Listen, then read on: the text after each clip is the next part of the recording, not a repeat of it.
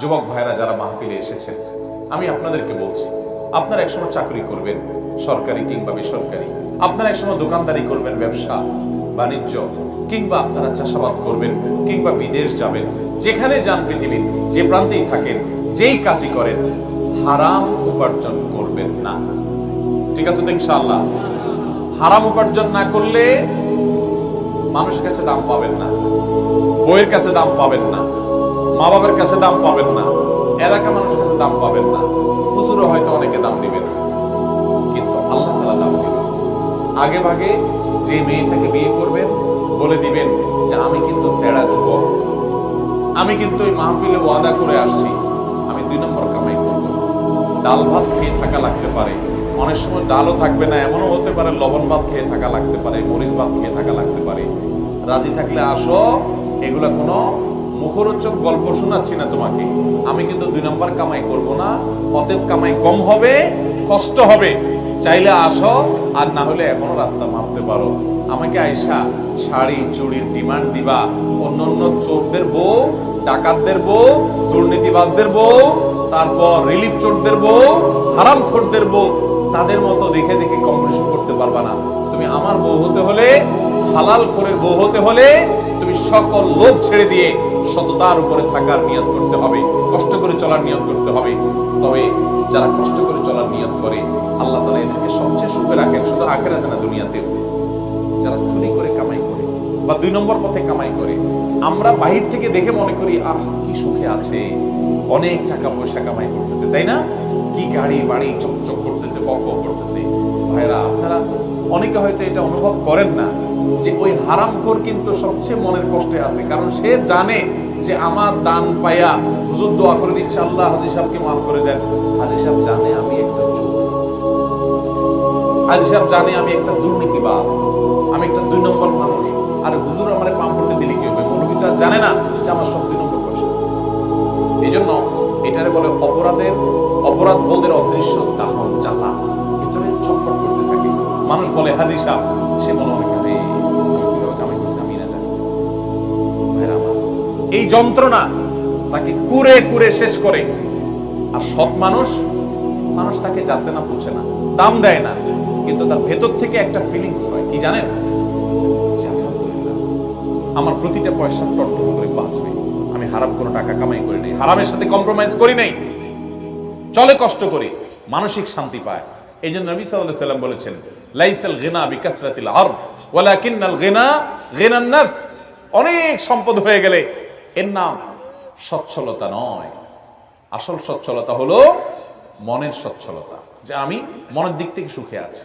আল্লাহর অনেক বান্দা আছে, আমি তাদেরকে দেখার সুযোগ হয়েছে, ভালো মানুষ, তাদের তেমন কিছু নাই, কিন্তু তারা খুব হ্যাপি, খুব সুখী, তাদের কোনো আফসোস আক্ষেপ নাই। ওই বড় লোকের পয়সা দেখে তাদের ওই অসুস্থ প্রতিযোগিতায় লিপ্ত হতে মনে চায় না। তারা জানে এগুলো সব রেখে ওই 3 হাত মাটির নিচে চলে যেতে হবে, ধনী গরিব সবাই কাতারে দাঁড়িয়ে যাবে, অসততা করতে চায় না। আল্লাহ আমাদের সবাইকে সেরকম সাহসী সৎ মানুষ হওয়ার তৌফিক দান করুন। এখন তো সাহসের সংজ্ঞা পাল্টে গেছে, এখন সাহস হলো অপকর্ম করতে পারলে তাকে সাহসী বলে।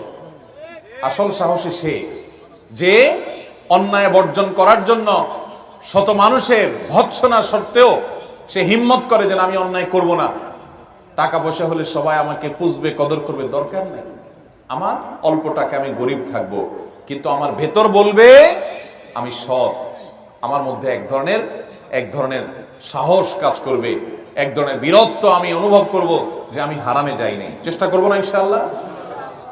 আর যারা ছোট লোক, মানুষ দেখে তাদেরকে বাহবা দেয়, টাকা পয়সা গাড়ি বাড়ি, শয়তান ফুসলায় যে আরে একটু কামায় নে, এই মৌলবীর কথা শুনে যদি তুই ভালো হয়ে যাস তাহলে বড়লোক হবি কেমনে? শয়তানকে বলবেন আমার বড়লোক হওয়ার দরকার নাই, আমি সৎ থেকে যদি বড়লোক হতে পারি আলহামদুলিল্লাহ, আর না হতে পারলে আরো জোর আলহামদুলিল্লাহ। আমরা দুনিয়া থেকে অসৎ উপায়ে যে টাকাগুলো কামাই করব, এগুলো কি যাওয়ার সময় নিয়ে যেতে পারবো? কাফনের কাপড়ের কোনো পকেট আছে? নিয়ে যেতে পারবেন? তাহলে 2 নম্বর কামাই করব। কার জন্য কামাই করবেন? কার জন্য হারাম কামাই করবেন? ছেলে মেয়ের জন্যই তো। মানুষ নিজের জন্য কামাই করে না। যত ঘুষখোর, যত সুদখোর, যত টিন চোর, যত গম চোর, যত রিলিফ চোর, যত হারামখোর আছে, এদের সবাইকে জিজ্ঞাসা করেন কার জন্য এত কষ্ট করেন। তারা কেউ কিন্তু নিজের এক পেটের জন্য এত কষ্ট করে না। কার জন্য করে জানেন? ছেলে মেয়ের জন্য, পরিবারের জন্য। মরার পরে যখন আযাব হবে, মানুষের সম্পদ আত্মসাৎ করেছেন, অন্যায়ভাবে হারাম উপার্জন করেছেন, তখন এই পরিবারের লোকেরা বলবে আল্লাহকে, আল্লাহ ওনাকে শাস্তি দিয়েন না, কারণ আমাদের জন্যই তো করছে। বলবে ইয়াউমা ইয়াফিরুল মারউ মিন আখিহি ওয়া উম্মিহি ওয়া আবিহি ওয়া সাহিবাতিহি ওয়া বানিহি। সেদিন মানুষ মানুষকে দেখে পালাবে, বাবাকে দেখে সন্তান পালাবে, মা সন্তান থেকে পালাবে, মা থেকে সন্তান পালাবে, যে না জানি আজকে দেখা হলে কোনো সব চেয়ে বসে, কিয়ামতের ময়দানে বিপদে পড়েছে। কেউ কারোর হবে না। লিকুল্লি ইমরিইন মিনহুম ইয়াউমাইযিন শাআনুন ইউগনি, সবাই ইয়া নাফসি ইয়া নাফসি করবে। অতএব আমি হারাম যাদের জন্য কামাই করব, তারাও কিন্তু এর দায়ভার বহন করবে না। তার চাইতে বড় নির্বোধ কে আছে যে যাদের জন্য চুরি করে ওরাও তার দায় নেয় না? এর চেয়ে বড় বোকার কেউ আছে? তাহলে আসুন আমরা আজকের মাহফিলে শপথ করি, আমরা দুর্নীতি মুক্ত বাংলাদেশ গড়ব ইনশাআল্লাহ। আমরা নিজেরা দুর্নীতি করব না, দুর্নীতি সইব না, দুর্নীতিকে প্রশ্রয় দিব না। একটা কাজ আদায় করতে গিয়ে কষ্ট করা লাগে, কষ্ট করব, তারপরেও ঘুষ দেব না। ঠিক আছে না ইনশাআল্লাহ? আল্লাহ আমাদের সবাইকে সেরকম সাহসী সৎ মানুষ